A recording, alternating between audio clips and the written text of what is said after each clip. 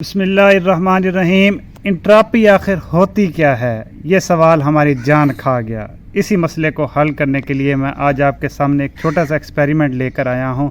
यहाँ पे मेरे पास दो शीशे के गिलास हैं। एक पे मैं डाल देता हूँ जी ताज़ा पानी और दूसरे में मैं डाल देता हूँ गर्म पानी।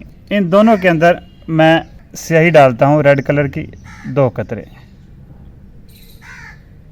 अब इन दोनों में अगर आप फैलाव देखें, स्याही किस में जल्दी फैल रही है, तो डेफिनेटली आप बग़ैर सोचे समझे ये बता सकते हैं कि जो ये लेफ़्ट वाला है इसमें डिसऑर्डर ज़्यादा है, यूनिफॉर्म है और इसमें बहुत टाइम लग रहा है। तो entropy is a level of molecular disorder, randomness, इंतशार, क्योस। जितना ज़्यादा इंतशार होगा, जितना ज़्यादा क्योस होगा, जितना ज़्यादा बेचैनी होगी अंदर, उतना ज़्यादा ही इंट्रॉपी होगी।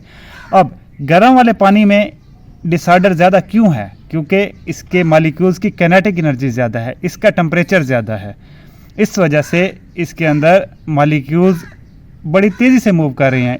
इसी वजह से यहाँ पर जो स्याही है ये जल्दी मुंतशिर हो गई। अगर मैं इसकी इंट्रॉपी को कम करना चाहता हूँ तो मैं इसके अंदर कुछ आइस क्यूब्स डाल देता हूँ। ये देखें, आप देखें, जो डिसऑर्डर था इसके अंदर वो कम हो गया, ठीक हो गया बेट। अब इसकी निस्बत अगर आप देखें तो इसमें डिसऑर्डर ग्रेजुअली कम होता जा रहा है। अब ये हुआ क्या कि जब हमने आइस क्यूब्स इसके अंदर डाले हैं तो इसका टेम्परेचर कम हो गया। टेम्परेचर कम हुआ तो डेफिनेटली मॉलिक्यूल्स की काइनेटिक एनर्जी कम हो गई। मॉलिक्यूल्स की काइनेटिक एनर्जी कम हुई तो डिसऑर्डर कम हो गया, डिसऑर्डर क्योस कम हो गया। तो इंट्रॉपी इसी चीज़ का नाम है कि जितना किसी सब्सटेंस के अंदर, किसी भी मैटर के अंदर डिसऑर्डर है, क्योस है।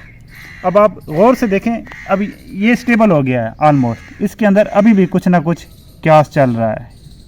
तो इंट्रॉपी इसी चीज़ का नाम है कि जितना ज़्यादा क्योस होगा, कि मॉलिक्यूल्स जितने ज़्यादा डिसऑर्डर में होंगे, मूवमेंट जितनी उनकी स्ट्रॉन्ग होगी, उतना ज़्यादा ही इंट्रॉपी होगी।